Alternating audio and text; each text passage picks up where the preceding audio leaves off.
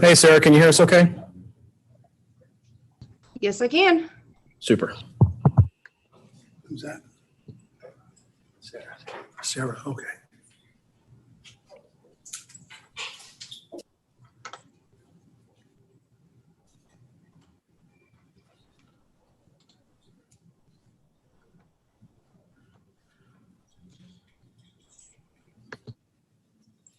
Did I give you the, you got the clicker? Just making sure. It's not gonna work yet. Oh, maybe it is. All right, so everything is ready. Donna's not here yet, but everything is set up so that you can start at your leisure. No, John said he had a time frame. So it's 3 o'clock down, usually always it's not 2 minutes. So Yeah, it's 3 o'clock. so it's a work session. So Yeah, do as you wish. Just remember, everybody, please, if you can use your microphones when you speak so that people on the phone can hear you. Okay, I'd like to call this work session of the Laketran Board of Trustees session to order. Brian is on Zoom, and we've been told by the law director here today is that the Zoom requirements for the state now allowing for board meetings and that to be on Zoom has been sunset. So there's no ability for us to do that. So Brian cannot run the meeting, so I will be running the meeting here today. And with that being said, Vicki, would you call the roll, please? Falkowski, Present virtually, can't vote or count for a quorum. Epic, Martin, Here. McNamee, Nunnally, Sheets, Here. Spence, Virtual as well. Swanson, Here. Zibble. Present. Mr. Dines would like to make a couple comments before we get started here, I guess. Thank you, Mr. Vice President. Just to be clear, everybody, so everyone is aware, this is simply a work session. There is no official action being taken by the board. Right. There is no quorum. There's not going to be any vote or anything of that nature. So part and parcel of this is with the Zoom is that those folks are able to listen in. They're able to, as part of the question and answer session, be involved in that discussion, but no one is taking any official action on behalf of the board, voting or otherwise. So I just want to make that clear. And that's why we're allowing the folks from the board who are not here physically present to be on the Zoom. Thank you. Okay. Thank you for those comments, Mr. Dines. As Mr. Dines did indicate, today is a work session, so it's just an open conversation. It's a good opportunity for us to ask questions, learn more about the projects that are at hand or the project that is hand here today being discussed. So we have 3 things really on the agenda today, one being a presentation, then some questions and answers per R.L. Bowen and Associates, and then any other open discussion that we want to have on the topic at hand today. So if no other thing is needed, then Ben, do you want to introduce the presenters? Sure. So I think all of you, I think, have at this point seen and talked to both Ken and Tim. So Tim Rosenberger is here from WSP. I asked him to come just to give us, the board, an outside perspective on some of the things we've talked about. You guys have heard from me a lot, so I figured it'd be good to hear from someone other than me. And then I also have Ken Emling, who is our project manager for the project, from R.L. Bowen, to ask any, you guys can ask him any questions about the project so far. So I asked Tim to prepare a presentation about some of the topics I know the board has discussed. So I think he's ready to go ahead and do that presentation. Feel free, as you're going, this is supposed to be sort of informal. So if you have questions, feel free to ask him as he goes. Thanks, Ben. If you have questions, be happy to take those. Some of this is based on my opinion. Some of it is data that we've analyzed or just things that I know from working in the industry a long time. But I put together some observations about the facility project and about some of the alternative ideas, particularly that have been discussed, alternative approaches for solving the issues of storage and some of the other things that the project will address. I put together slides. There's about 40, more than 40 of them. So I intend to read every single one. And then some. So, but I'll try to be mindful of everybody's time and get through this so we have some time for Q&A. And Ken's going to be speaking a little bit about, there's a couple slides in here having to do with the design that he'll be talking about too. So the justification for the facility project, and, I've read through a lot of the material, talked to Ben and to take a look at that. And, there's a number of reasons for this, the maintenance space and storage space too small for fleet growth right now. The operator maintenance, customer service, dispatch areas are all too small to support growth. The office space requires configuration. It's basically a lot of stuff here is 30 years old, and we do things differently now than we did 30 years ago. And also it's 30 years old and seeing some need for improvement, and Ken will be able to talk about that a little bit as well. Just for context, the Lake County Jail is being replaced. It was built also in 1990. So we don't want to get to the point where we need to replace the building completely. And I think this will sort of forestall that if we go forward with the project that's being proposed right now.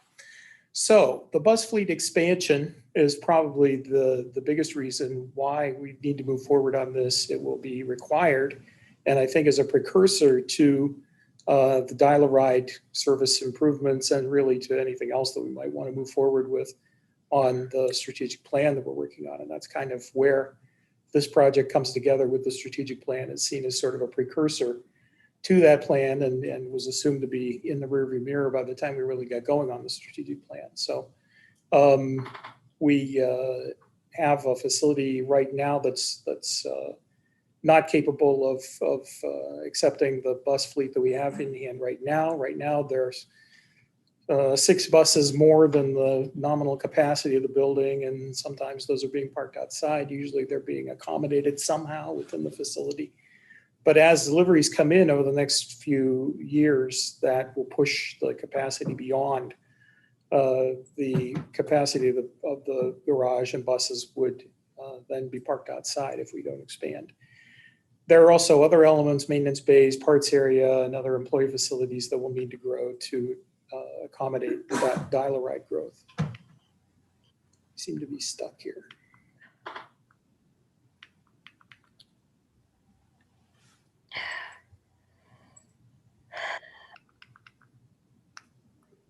I don't know. There we go. Okay. Additional office space and conference room space. The office space for operations, customer service, and dispatch is pretty constrained and outdated. We can't hire more customer service staff in order to improve call times without having space added to and reconfigured. Also providing private offices for staff with personnel responsibilities and conference rooms, and that has to do with the same issues of privacy. So I just wanted to show the facility, and we have this in the slide deck if later on we want to refer to it for comments, but basically it's an expansion on site with some reconfiguration of some of the existing space. But it's primarily an expansion of the existing facility. This is our estimated project cost, and the way Zoom is on there, you can't see there we go. So this is the latest and greatest, I guess, estimate numbers. And you can see there we have the numbers broken out between the bus storage and the operations addition, and then the exterior, interior improvements. And the operations addition, $371 per square foot, bus storage, $190. And we had some comparables that Bowen put together. And do you remember the years for some of these facilities? I know the SARTA facility is older, right? All of these are different. The SARTA one was based upon a project. Oh, sorry. Oh, you got to push your button. Yeah. Sorry about that. Some of them are a little newer, some of them are older, but the SARTA one that we showed there is actually a project that we've been working on for the last couple of years to expand their garage. Oh, it's gone Yeah. now. The I one see. that, the renovation we did to their garage was in like 2005. That's what I thought. That's really old. Yeah, really old. Yeah. The Parda one was about 3 years old. Mhm. Rocky River is just finishing construction right now.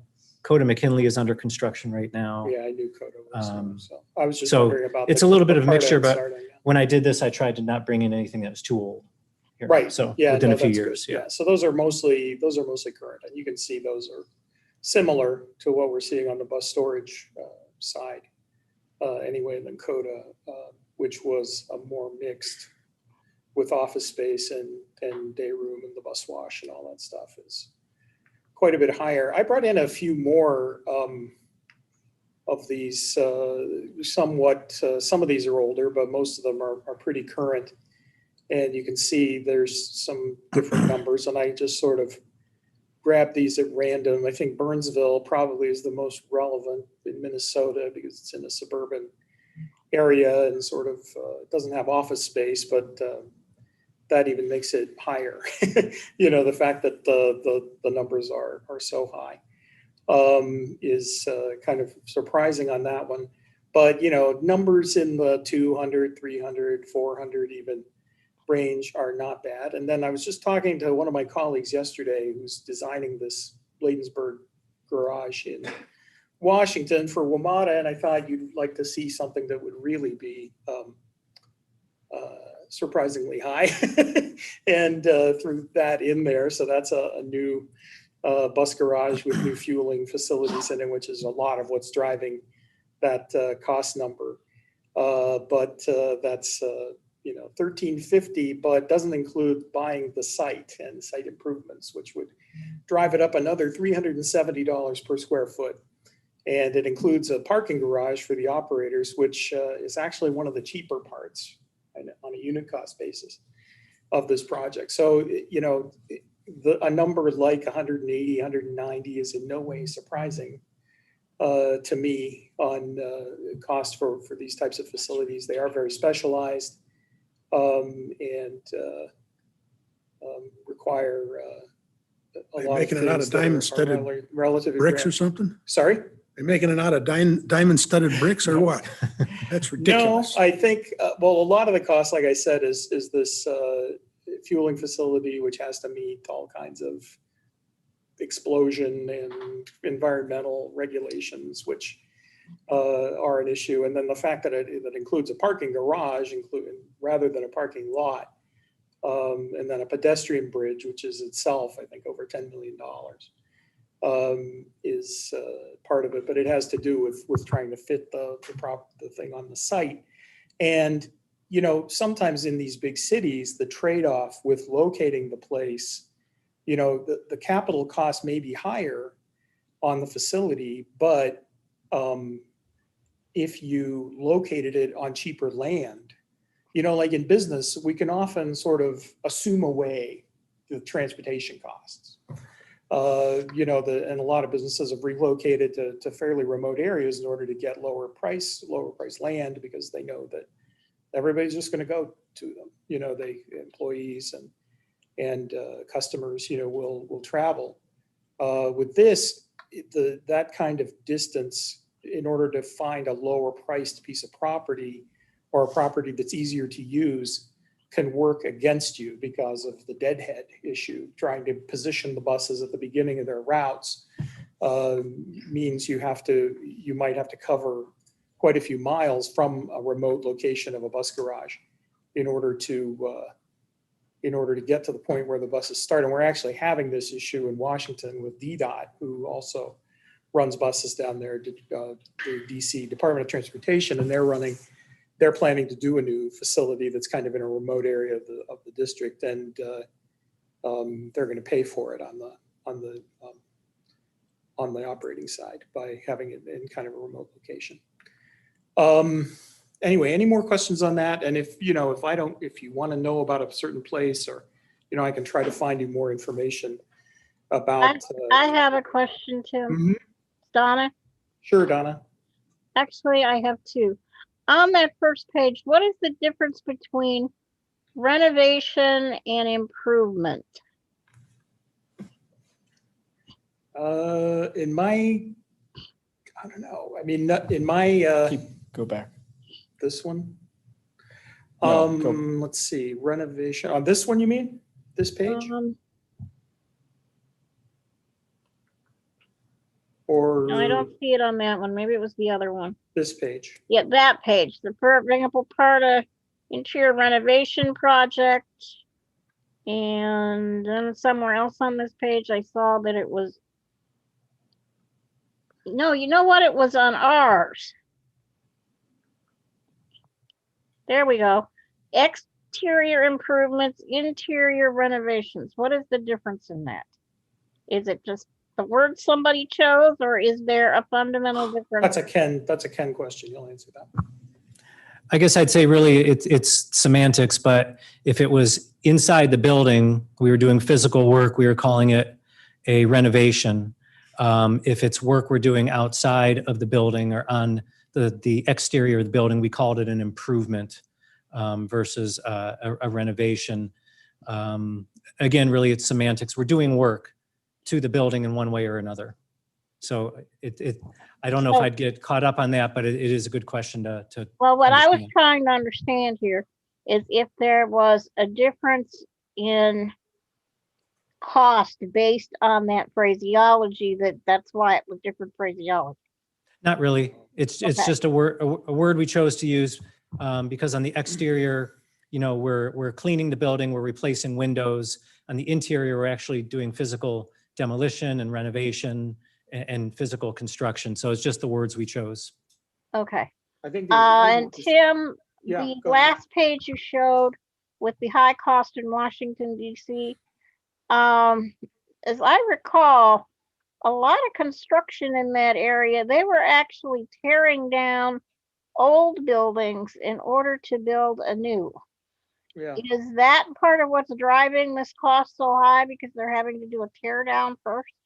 I don't know about that, but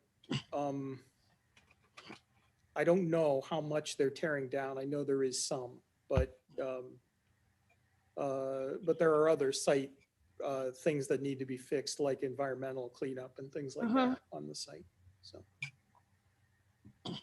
I'm not at all surprised at that cost considering that area. I was, but but it's even for that area, it seems like a lot. But this is Ken's slides about some of the maintenance. We wanted to provide more details on the maintenance. Tim, I'm sorry, I'm losing you. I can barely hear you for some reason. Can you hear me now? Much better, thank you. Okay. So real quick. So this is, I know some of you have had questions about what is like a deferred maintenance type of activity versus what is an improvement. So I asked Ken to give some examples of things that were deferred maintenance activities, and then he has some cost information for that. So this doesn't capture everything, and some of it is difficult to sort of quantify. But Ken can go over some of this in a little bit of detail for, I know that question has come up in the past. Sure. Yeah, so this is a list of things that are included in the project that one might consider to be something that could be handled as a maintenance item, but in the course of doing renovation work or addition work, we're including them in on the project. So one thing is over this entire office area, we're replacing almost all of the HVAC units on the roof. Many of them are beyond or will be beyond their useful life. Including control systems, which we'll be replacing as well. I think there's one unit that was replaced about 2 or 3 years ago that is in good condition. We're keeping that unit there. So we did do a unit by unit evaluation. This kind of answers the question on the exterior facade, replacing all of the exterior windows, recaulking all of the joints between masonry, windows, everywhere else, power washing the building, bringing it up to sort of a like new level. Lighting throughout the office areas, replacing all the old fixtures with LED fixtures.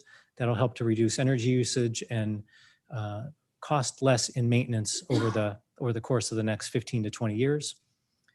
Interior finishes, a lot of the interior finishes in the building are in need or close to in need of replacement. They're old. This project will replace everything in terms of where we're renovating, which will provide a nicer, better work environment for current employees, and then also give you an opportunity as you bring potential new employees in to give them a new, more up-to-date, vibrant work area as a possibility for them as they come through the door. The entry plaza and the front door system here, the vestibules, the door systems throughout the building have significant corrosion issues. We're going to replace that whole system. This will also help improve ADA compliance as we look at the controls for the doors, the thresholds, things like that. All of the overhead, oh, I'm sorry. Yeah. Are we out of compliance now? No, you're in compliance. We can do things with thresholds. You know, a minimum threshold across the door is a 1/2 inch. That's ADA requirements. We can find thresholds that are a 1/4 inch, make it easier for somebody to move across, things like that. Make it more intuitive in terms of operations of doors. And that comes to the last bullet point on here too, which I'll jump to, is just as we renovate any area, we obviously want to make sure it's ADA compliant, but there's things we can do to go above and beyond, like the threshold issue, like making corridors wider than what's the minimum, making sure that the doors have access so that you can press a button or swipe your card and open the door in not only some of the vestibule areas, but also conference rooms, things of that nature. Just make it a little easier and more intuitive to move throughout the building. Make the restrooms just a little bit wider, make them just, you know, function a little easier. So that as we touch any area within this office space, that is part of the design. Yeah, go ahead. In terms of ADA compliance, will there also be things that will need to be updated because you're renovating it, hence it needs to meet the new standards? Everything we're doing will meet the newest standards. So if we're touching an area, it's getting renovated. And basically, the way our plan is set forward is the whole front side of the office building, the whole office part of the building is being touched or renovated in some way. So everything will be brought up to current standards. Okay, I'd like to make a comment about something. I don't recall, did your firm do the new transit center at Lakeland? No, that was done by CT Consultants. Okay, nevertheless, in that transit center, the restroom doors are absolutely impossible. There is absolutely no way someone in a wheelchair can get in and out of those restrooms. They do not have door buttons on them. Secondly, the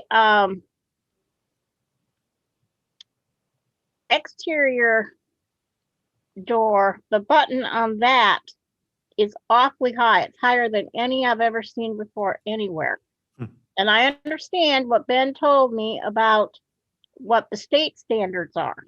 However, I looked up the law and the regulations, and what I gleaned from that is that you are to do what is the highest and best purpose for person with a disability, and that if the ADA is a higher standard, then it should follow the ADA regulations. So I am just concerned that we don't end up with a building here with things in it that are supposedly compliant with somebody's regs, but really aren't functional for the people they are intended for. So I just wanted to call everyone's attention to that while I had the opportunity. Yeah, real quick, as we've worked with Ken on this project, I want to make sure people understand sort of two things. Is one, ADA compliance has been sort of a cornerstone of the project. And making, you know, Ken and his team can attest to the fact that I made them tour the facility in wheelchairs with crutches and with walkers to experience what it's like to use the building as a person with disabilities. But that while that is incredibly important, those things are, I don't want to demean it, but sort of side benefits to other parts of the project. Where if we weren't going into an area and changing it, we're not going there just to make a change. So the goal is to do it to the highest and best standard where we're doing work versus going throughout the building and adding certain amenities to certain places if we're not doing work in them. Yes, I understand that, and that's why I asked about the renovation or new construction, because normally if you're doing a building, the ADA doesn't come into play unless you're doing it to that particular space. Correct? Yeah, I think your question is if we were not touching a certain area of the building, we would not be required to adjust anything. The fact that we're basically touching every area of the office part of the building means that everything will be brought up to the most current standard. And Okay, thank you Yeah. so much. okay, good. And I do want to thank you for those two comments. I will make sure when we look at our plans that we are meeting the requirements. Off the top of my head, I believe a door control button should be no higher than 48 inches off the floor. But we 48 inches is awfully high. yeah, I can look at that because if it can go lower, we will make it a little lower. That's why I wrote these two notes down so that I will go back and check that. Ken, perhaps so that it is really clear what I'm saying, you might want to stop into that transit center and take a peek at it. Okay, I will do that. Thank you. Yeah, so I appreciate those comments. Let's see. With regard to the slide up on the screen, one of the other things we're doing is we're replacing any overhead doors where buses come in and out of the garage. The existing doors are older. We're replacing them with new high-speed doors. As it's noted here, they have a return on investment of 2.5 years due to energy savings. Another thing that these high-speed doors do, they open up within a second. I've been at so many bus garages where overhead doors are hit by buses because the drivers are too impatient to wait for the door to go up. So I just saw one within the last month where somebody hit the door. So these doors zip up really fast, and then the buses are allowed to get in and out, and then doors close down fairly quickly as well. So that to me is a major benefit here at this garage to replace those doors. And then the main driveway coming out to the street here, we're going to replace a significant portion of that. As you guys know, it is deteriorating and cracking. So as a part of this project, that'll be replaced. So as Bennett asked me to do, I put together this list of items to talk about items that, could be considered maintenance items, but are included in the project.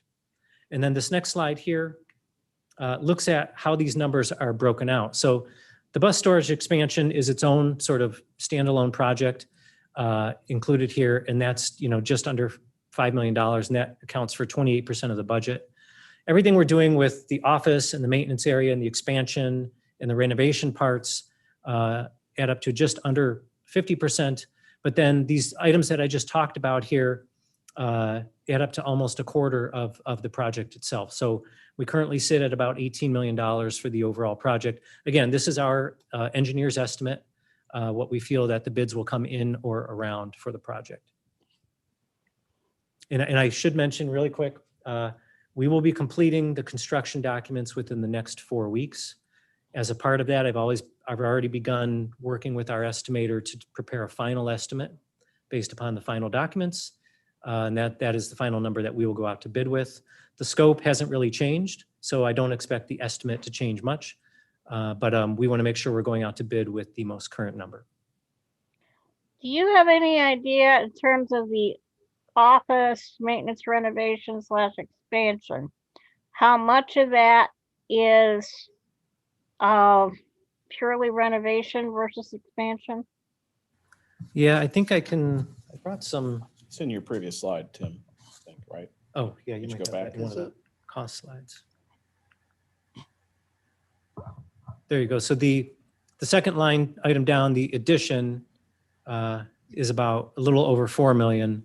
And then interior renovations, that makes up that part of it there. So Okay, these, could you go it's back important. to that These- other slide?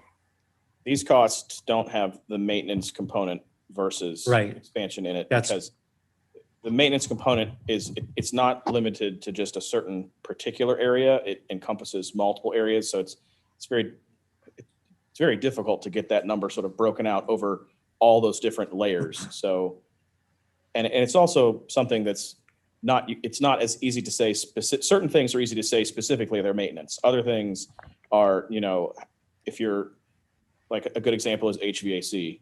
Yes, the existing stuff is sort of in bad shape and failing. But when you build a new building and you add more HVAC, you don't have a broken out cost for that system over the two of the old section, the new section. You have one comprehensive system for the whole section. So it's difficult to say which percentage of that was maintenance versus new. And you could go through and get replacement costs on the things that we have today, but that's not been part of the exercise to do.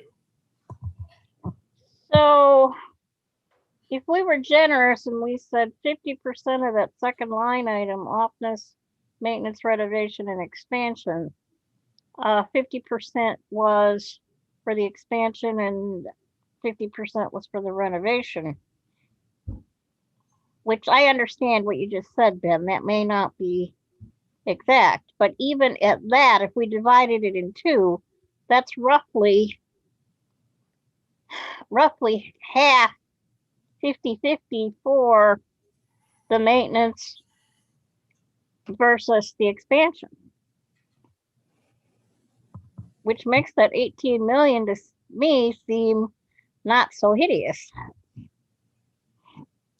I mean, these numbers have so many different facets that they can be thought of in a whole bunch of different ways. So I think for now, well, let's keep pushing forward to get sort of, I want to make sure that the folks that have a time constraint can see the whole sort of thing. Yeah, okay, so I think, my 2 cents here is that looking at the expansion and, as we've started to look at some of the data on the market and where things are going in the county, I think you can pretty much be assured that DialARide demand is going to increase, that the ridership is recovering very well from COVID. And as COVID, assuming COVID ends up in the rearview mirror at some point, we can see that fully recovering.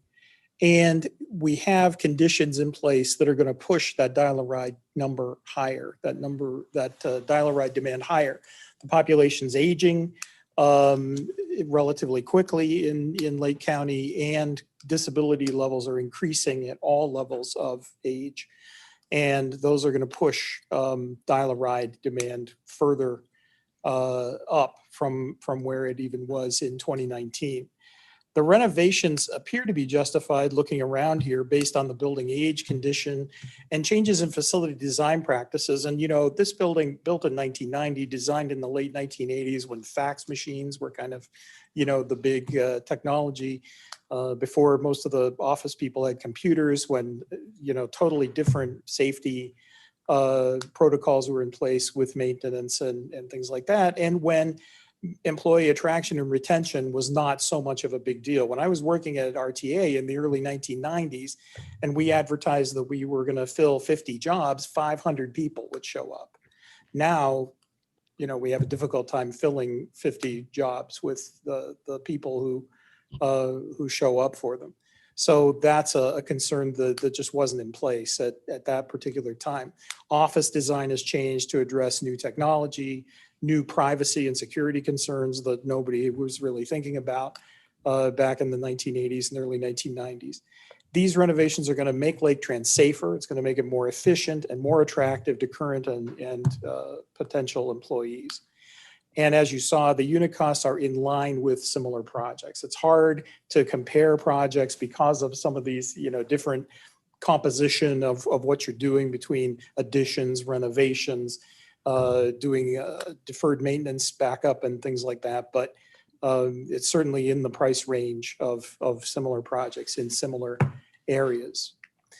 There are some risks, I think, to delaying this. One big one is, and as somebody that's been, through so many projects where you're trying to put together the funding package, the fact that the funding package is in place right now, that you have the funding, you have your local funding lined up, all of your grants, is just something that I would have a hard time walking away from.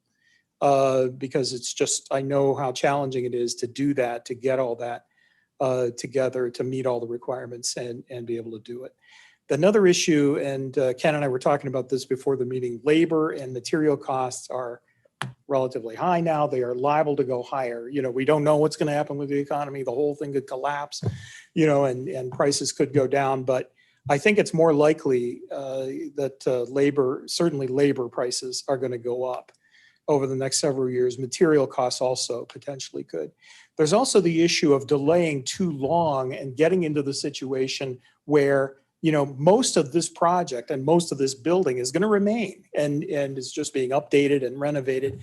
But if you wait much longer, you may be in a situation where you need to replace the building or replace parts of the building, as well as then adding space for new functions. And that gets to be even more expensive if you have to replace as opposed to renovating a building that's in relatively good condition and still standing.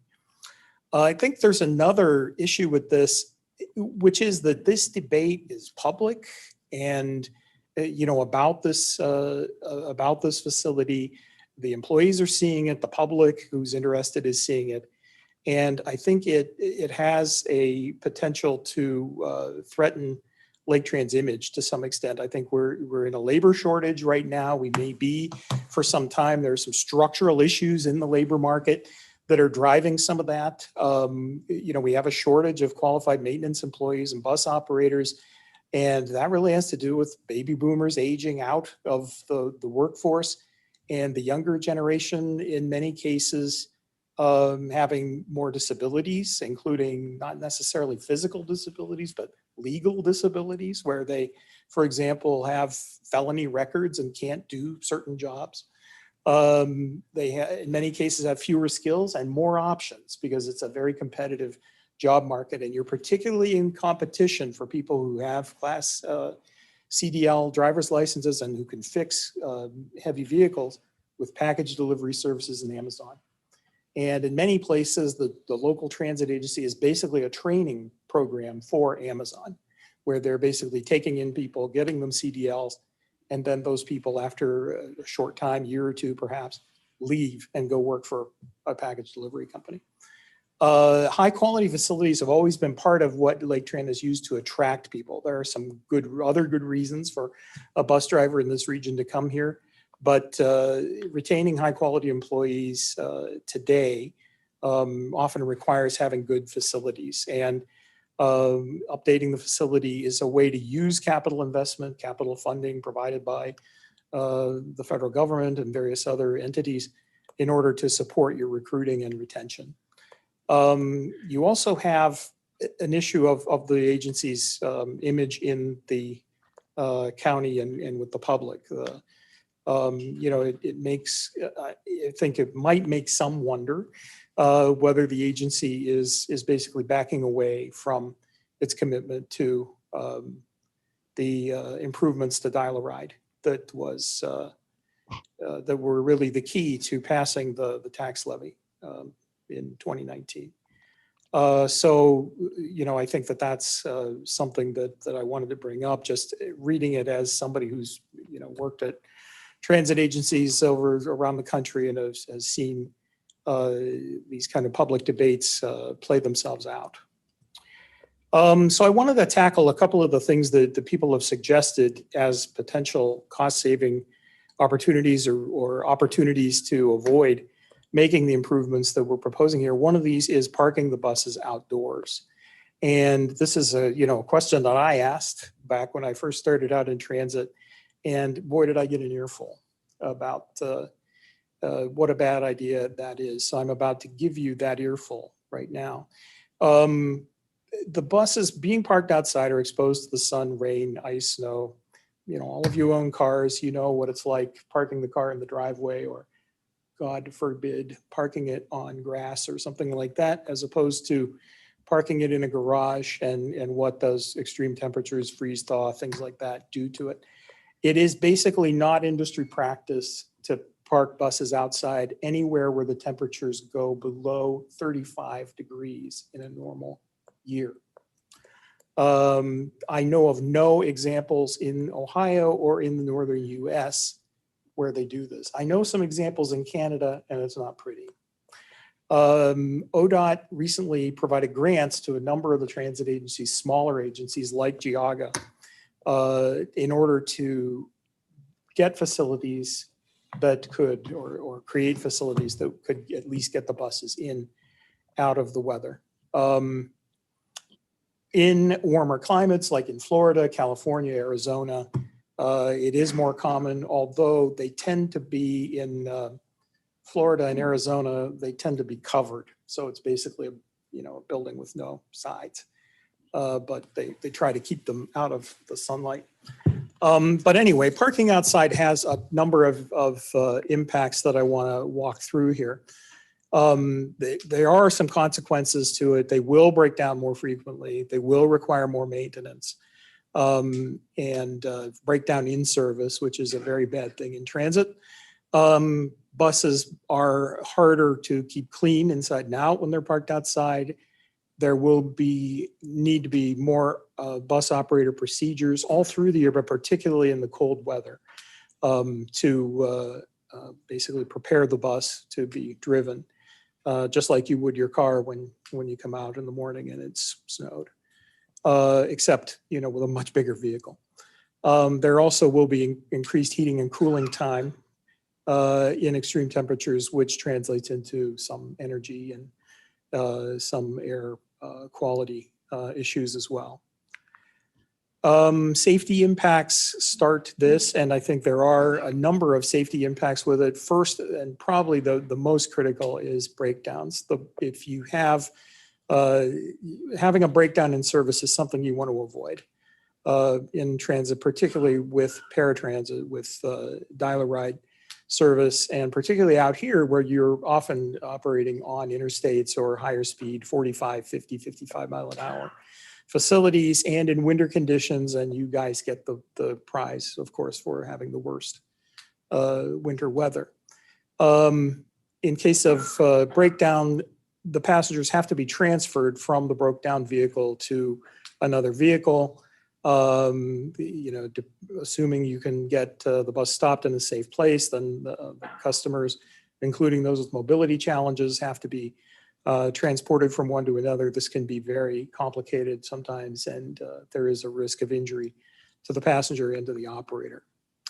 The other thing is slips and falls, which is a safety issue potentially for both customers and employees in this case. Particularly for the employees, though, because the outdoor parking areas are not going to be plowed in between the buses. It won't be possible to move a snow plow in between them. And as a result, the operators will be coming out in the morning with and walking in snow and clearing the bus in a snowy place where they have to, and if where they're going to have to be standing in snow, or sometimes in the doorway of the bus or in other places, in order to clear off snow from the windows, windshield, and roof. You also have more ice and snow and water much of the year. We'll have water issues inside the bus, and this will result in more slips and falls for customers and operators while on the bus. The snow on the vehicles is going to be an issue in the wintertime. Operators are going to have to clear that snow from the vehicle before they enter the vehicle. Ice and dirt on the windshield and the window is going to compromise their visibility. That already happens now. It's just going to be worse in this case, because the buses aren't going to be cleaned before they go out in this case. And snow, ice, and dirt on the lights makes the bus less visible to other drivers. Snow and ice on the roof, finally, is also a potential hazard, blowing off the roof as the bus travels. Any questions on the safety issues? What about the impact on having them outside for the propane vehicles?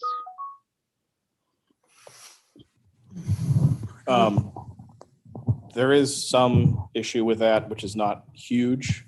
And it has to do with the startup time. It's not something that is going to cause a giant impact on operations, but when we designed and built them, the idea was always to store them inside. So there was not a lot of analysis done on if the bus was left outside overnight every day, would there be a problem? I'm looking at Keith right now to say if there really would be or not. I don't know of one, but. Yeah, I don't know if it'd be worse than with diesel vehicles. I think I know diesel vehicles have some challenges with being outside and have to have heaters, which we're going to talk about here in a second.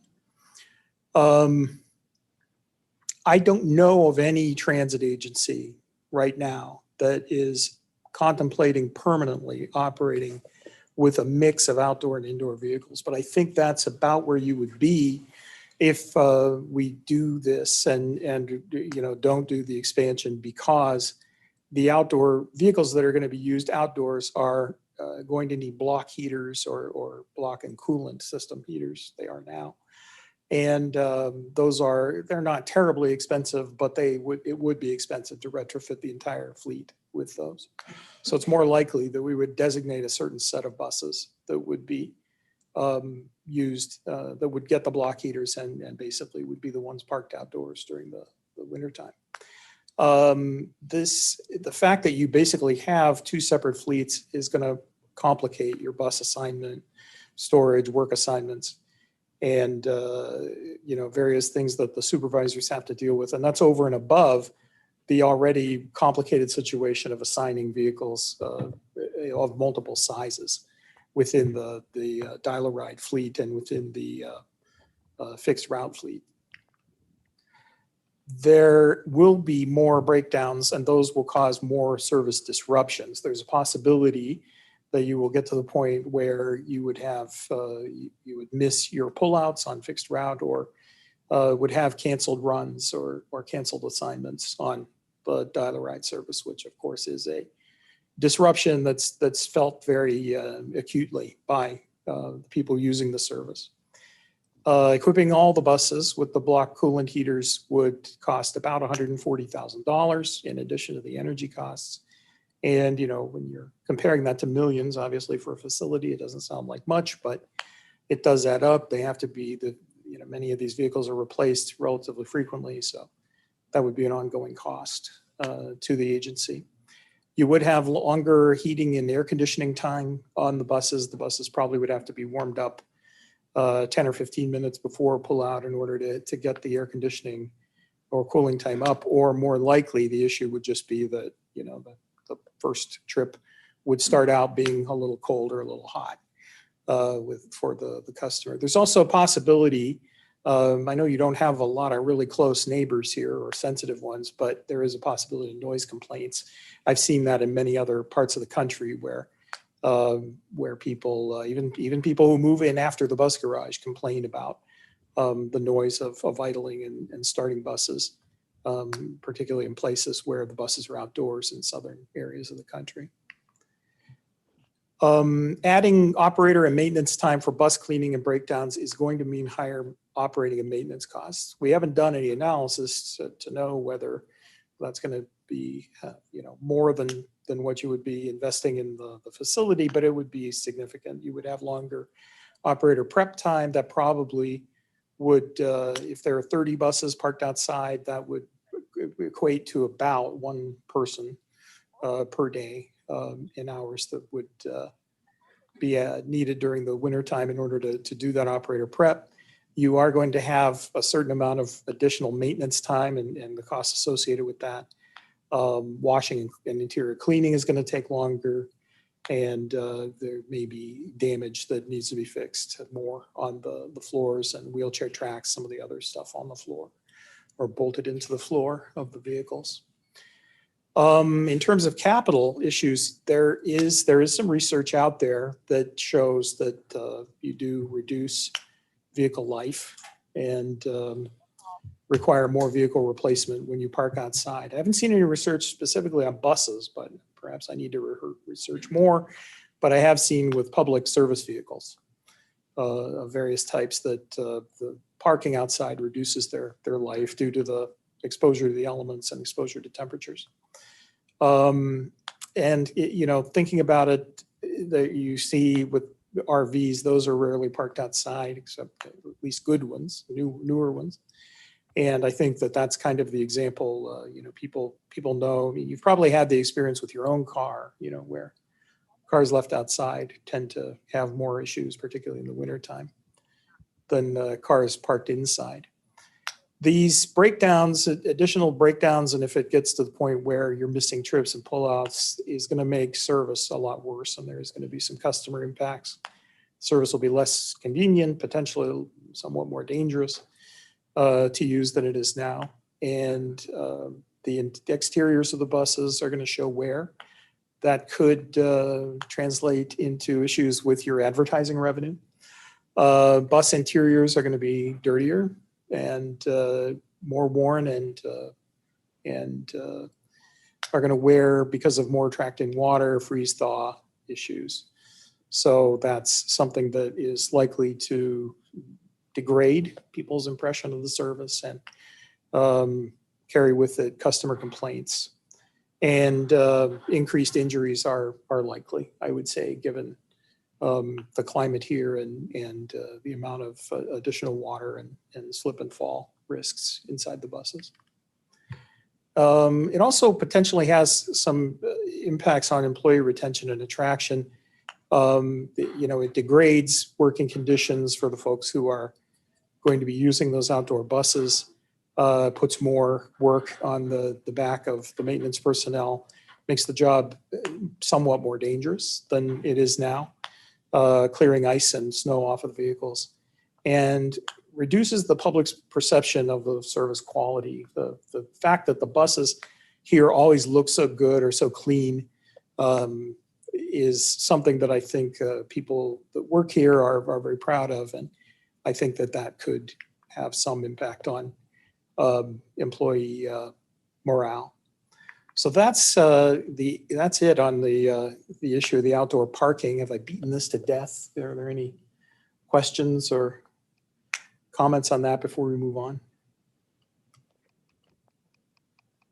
Tim, I do. Yeah. In terms of the impact on the air conditioning and heating. Yeah. In the buses and the impact on the passengers. We have to bear in mind the population we're carrying on the DialARide. Right. Having taken care of 2 senior parents, I know firsthand how quickly they can overheat or get cold. Mm-hmm. And it's always been one of our hallmarks when you said that about the buses first out not being warm enough or chilled enough in the summer. And it dawned on me, that's true. I have never gotten in a bus that was too hot or too cold. And also in terms of the lift, in your research, was there any data that you found about the impact of storing outside, particularly in this kind of climate, in terms of operating the wheelchair lift?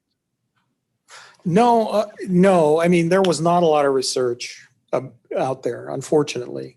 At least not that I could find or that anybody had readily available at WSP. But yeah, that makes sense. I mean, wheelchair lifts, I mean, they're better than they used to be, but they are one of the more sensitive elements. Absolutely. So that's something that could be an issue. With this thing with the temperature, I don't want to overstate it because it is something that would be pretty limited to the first trip out in the day. And particularly for people who might live within 10 minutes of the garage or so, but it is a factor, I think, that goes to the quality of the service. As you're saying, the experience here is that the buses are all warmed up, and that has to do with the fact that they are stored in a comfort, in a climate controlled facility. And if that ends, then that is going to change.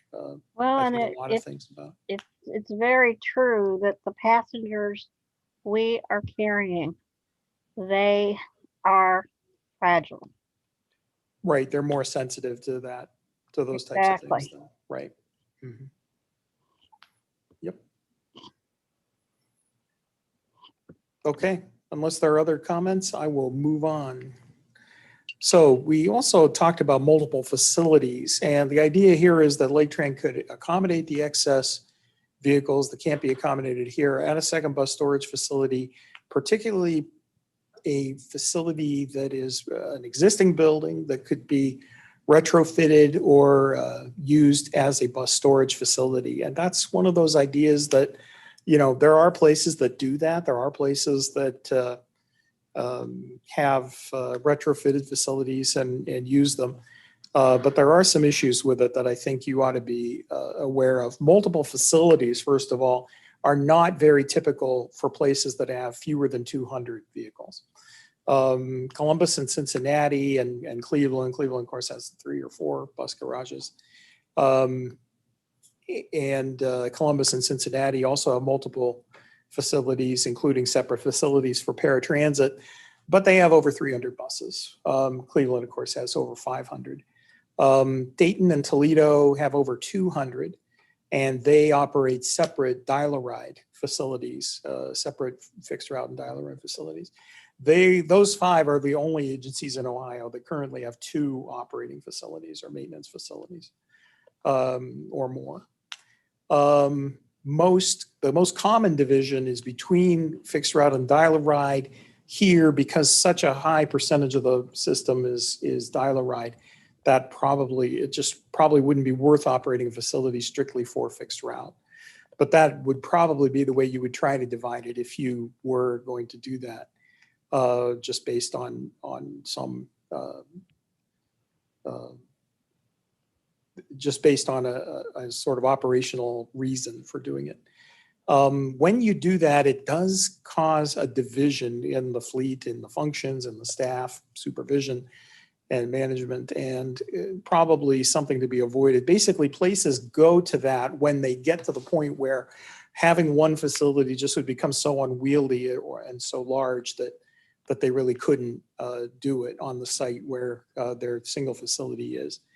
And the locations may not be equal to one another in terms of their ability to provide service.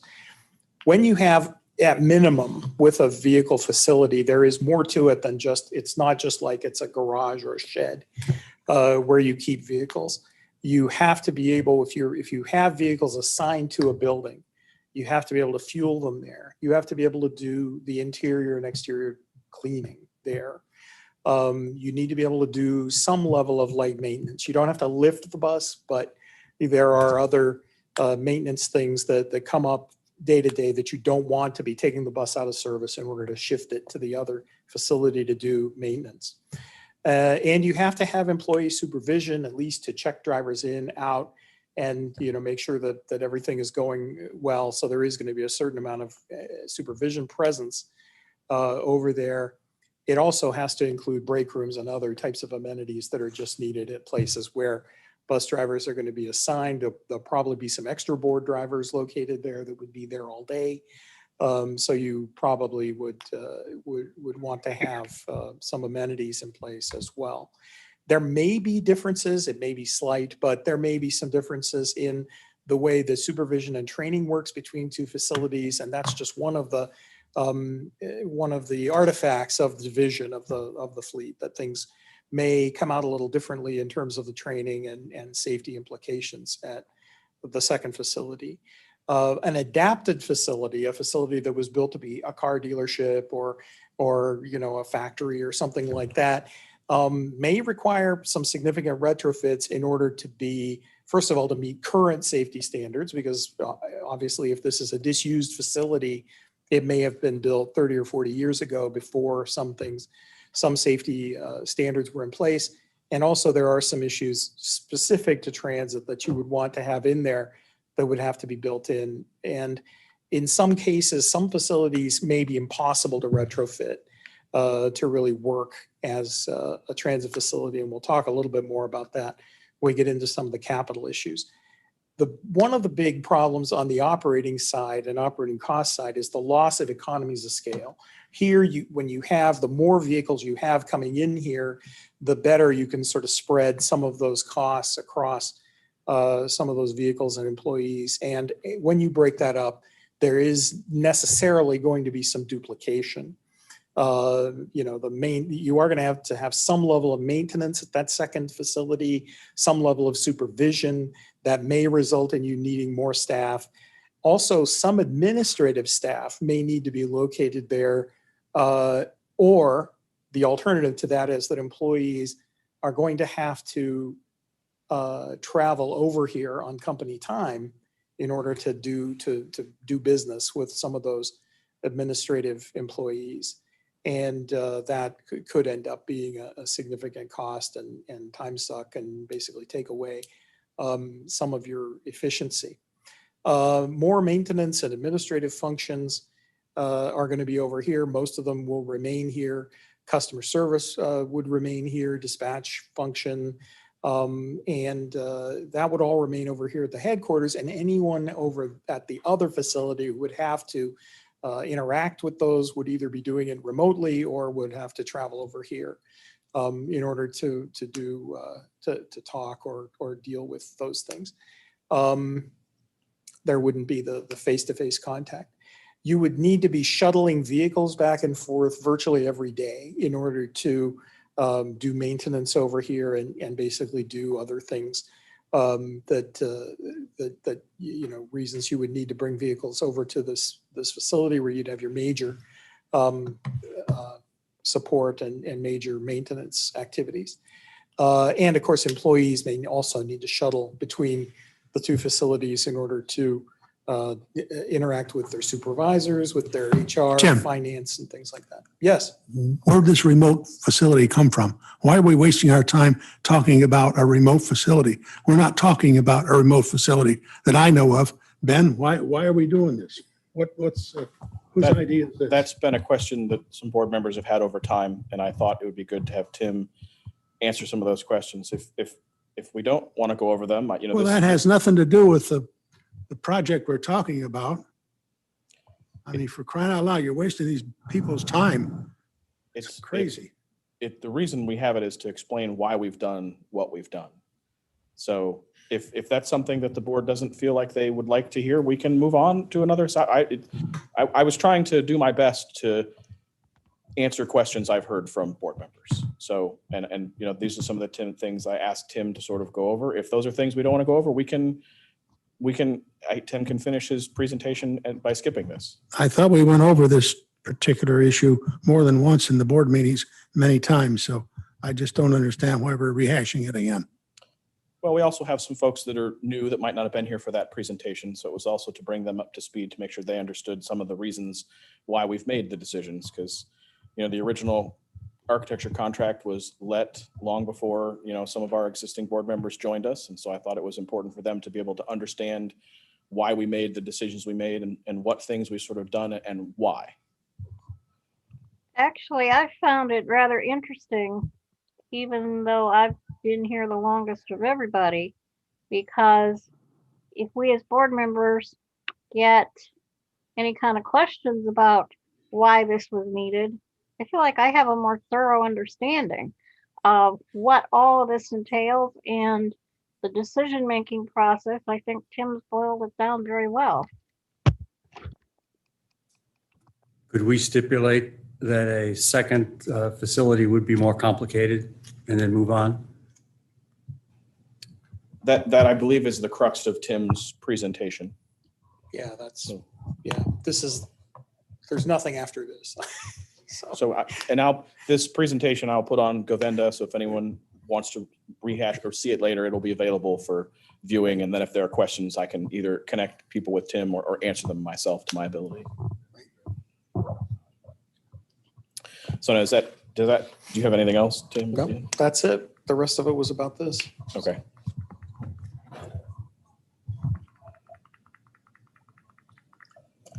So that sort of concludes Tim's presentation.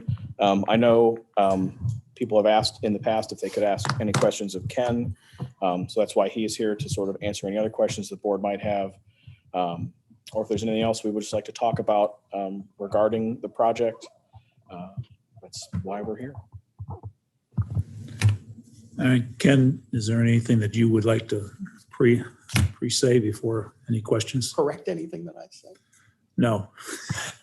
No, in fact, I had not seen Tim's presentation, but I really kind of concur with everything he's put forth. I have worked for transit agencies that have multiple facilities. If we're working on one, I always hear the comment, well, the other garage has this, we've got to make sure, things like that. So I think those are kind of common knowledge. Coming back to this project, again, I've worked on a lot of bus facilities. That project that you showed, that's $1,300 a square foot. In my career, I've never worked on a project that's that much. The numbers that we're showing here are more in line with everything I've ever done in my career. The cost per square foot are going up. The industry is definitely saturated right now. Hopefully things will even out. Material costs are pretty high right now. But I'm confident in a project of this size, we're going to get a lot of interest from the construction community. A lot of the big time players in Northeast Ohio are going to be interested in bidding on this project. And we're going to make sure the word is out there when the project goes out to bid. So I think we're going to have a lot of competition, which will, hopefully get us a good bid that we can move forward with.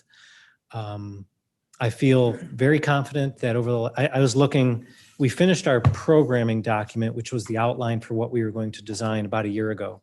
It was in July of last year. So I feel very confident, very comfortable that over the last year in working with Ben and Andrea and Keith and Matt and everybody here that we've worked with, that we've designed this in such a way to accommodate all of the future needs and the growth. But we're not exorbitant in anything. We're always cost conscious in the decisions we make, in how we're building the new addition in the back, how we're building this other addition, the materials that we're selecting. We're in line with everything I've done in my career on projects like this. So I feel very comfortable about where we're at, what we've shown, what we've done. I think this is going to give Laketran the ability to take this garage from a 30-year garage and make it a 60-year garage, which is the goal, so that you don't have to build something new in 10 or 15 years. Other transit agencies I've seen do the same thing. Their garages reach 30 to 40 years, and they choose to go through a full renovation as opposed to looking for another site or doing something different. So this kind of project is not unusual in this industry. This garage has held up very well. It's compared to some that I've seen, it is in decent shape. But again, the infrastructure inside of here, the technologies, things that are needed for today aren't built into this facility. And so, again, I feel comfortable that what we've shown will give Laketran the ability to continue on for another 20, 30 years in this garage. Thanks, And, again, I'm here happy to answer any other questions anybody has for me as well. I think it'd be appropriate now to move into more of the questions. Sure. And answer period of time. Does anybody have any? Gary, you have a question? Actually, I'd like to go back to Tim for half a second if I could. In your experience with these multiple facility, Cleveland and the larger, how do they handle dispatch? Is it separated out? No, it's centralized. It's centralized at most of them. There's a separation between paratransit and fixed route. Yeah, But it's so centralized. So they have two separate dispatch systems? Okay, thank you. And that's in Cleveland. I mean, it's paratransit is one facility, and then they have, I think, 3 operating facilities plus a central maintenance facility. But Cleveland, particularly before, when it was much larger than it is now, was never going to be a single facility. I mean, that was, it had 4 facilities until the mid 1990s. And now, is it 3 now or 2? I can't remember. I know Brooklyn closed. it's just but 2. It's Triscuit and Hayden. Triscuit and Hayden are the only, And no, Woodhill. Well, Woodhill. Woodhill. Yeah. Um, Woodhill. So they actually consolidated. They did, yeah. Okay. Yeah, they closed the Brooklyn. and Tim can support me on this. So one of the things that's, I would say, is a little bit unique about us is our management, not just dispatch, but our complete management of employees is unified. There's not a separate group of people that manage fixed route versus DialARide versus commuter. It's a combined sort of holistic program. And why that's important is, so for example, if you have a fixed route bus that does half a day's work in fixed route, we use that other half a day in DialARide. Whereas if in a lot of places it's fixed route is here and DialARide is here. So if there's wasted time, it's just wasted overall. Whereas ours, we backfill any openings in fixed route with DialARide drivers, which is why, and we can do that by having everybody in the same place. So that makes a big difference as far as our operating costs. Like Route 4 is a great example. So Route 4 is the bus that goes between Painesville and Madison. So it starts its day here, goes to Painesville, it drives the Route 4, and then the driver switches over from fixed route to DialARide and drives DialARide the rest of the day. Instead of in Cleveland, that driver will just come back to the garage and potentially have nothing to do. Or they might go out again and spend extra time deadheading. So we have a lot of benefits about why we are in a combined sort of operating mode. I mean, combined is the ideal. It's just that eventually you get to the point where once you get past about 300 vehicles or so on a site, it's probably better to divide because the site just gets to be unwieldy. It's too big. It's too complicated to operate. So then you want to, you know, then you move on to a separate facility. And some of these places, older cities, you know, they have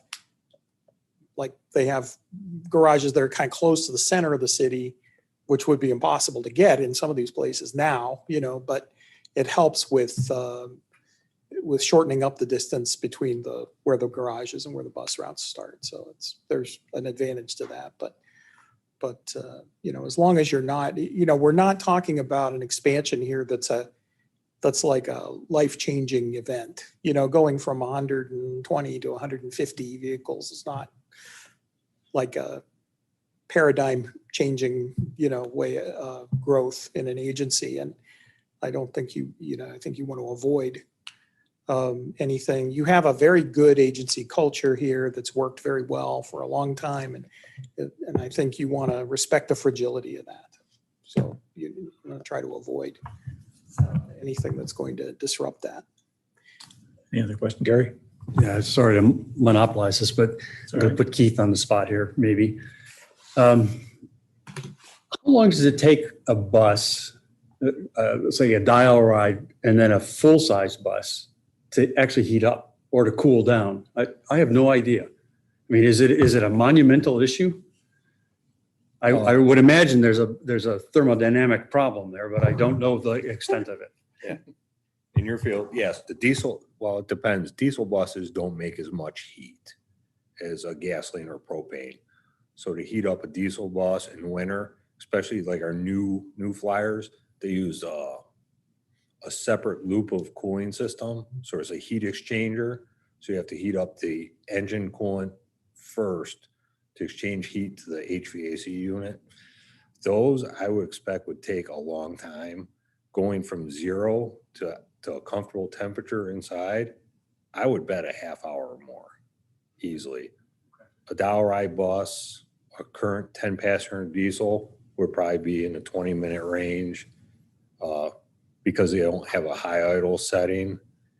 A propane would probably be a little less than that, 15 minutes going from 0 to a comfortable state.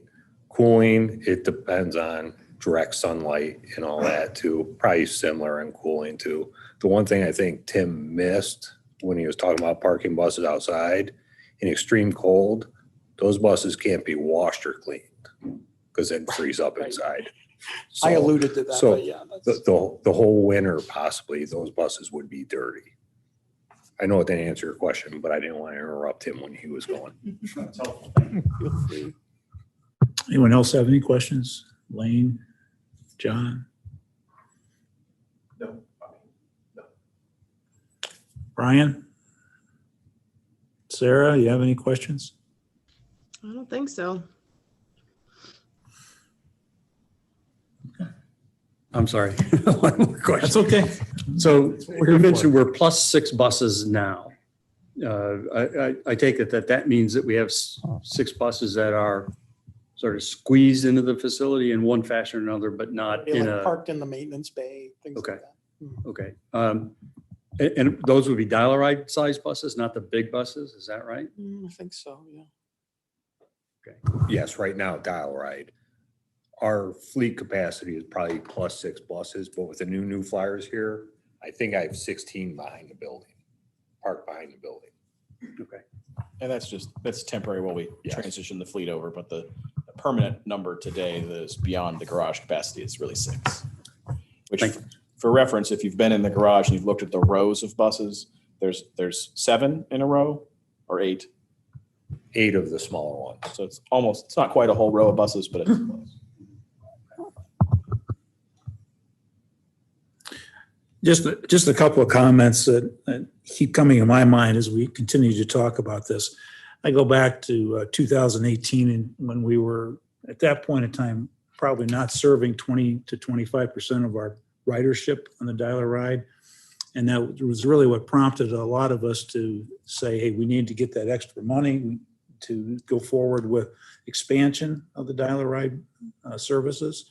So that was a 25% business expansion in my mind. So we were going to be looking at how are we going to expand our business of serving customers on bus rides 25%. Now that included having to buy more buses, which at that point in time, we understood there was going to have to be more staff, more bus drivers, more facilities here just to be able to handle all that type of work also. So that's how we got started, I think, and going down this of expanding the building and getting it ready for the future. I realized that in 2020, the ridership just dropped off the face of the earth, which I think is understandable. But I think the pent-up need or the need is going to be coming back really quickly. Many of the senior citizen centers now are beginning to reopen again, and that's going to spur a lot of the DialARide requirements and for the rides and that. So I don't think it's going to be much longer until we're back to the situation, and maybe you can help me on this, where we would see a decline or actually declining of service to some of the bus riders. And I don't think that's what Laketran is here to do, is to not service the public as we need it. So, those are my comments. So, for me, I think the project is needed to go forward, and I think Ken's probably has done a very nice job of understanding what the needs are and the programming needs are for the project, and has been able to translate them into some plans here. And I also will agree with Tim that the cost of construction is going to continue to rise. It has for how many years? I mean, you go back to the engineering news record and look at how much the cost index has gone up. It does not decrease in any shape or form. It always increases. So I think we just need to be mindful of that also. All right. There's no other questions. Any other comments, Ben? Unless anybody has a question for me or my team, but I didn't have any additional sort of information to give out. Just so everyone, just a kind of recollection of the schedule is Tim, I'm looking at Tim, so I said Tim. Ken's final drawings and documents are going to be completed sort of beginning of August. They'll get put into a package and they'll be bid out. When we do construction projects, it is lowest bidder. It's not an RFP, so whatever price we bring to the board in September is the lowest price we could get from the project. But we still plan on presenting that to the board in the September meeting. So I'll probably email the board what Ken's final construction estimate is. There is a law in Ohio that you can't, we couldn't even consider awarding the project if it's exceeding 10% of Ken's estimate. So not that we would recommend doing that, but that is a law in Ohio that exists. So that is sort of the schedule that exists right now. I don't know if anybody has any thoughts or questions about that, but that's the path we've been moving forward since we hired Ken. So we're still, aside from the delay we decided to have in April earlier this year, the project remains on schedule.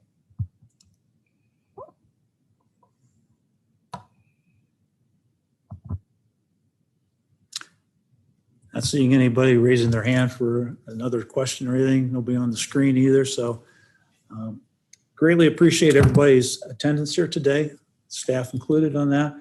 It's been a great opportunity for us to ask a lot of questions and to learn a lot more about what the project is all about. So with that, I will adjourn the meeting and look forward to seeing you guys next week. And this presentation will be put on Govenda, so you'll have access to it probably tomorrow.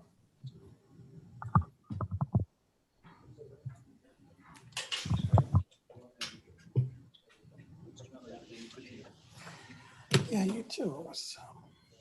Thank you, everyone.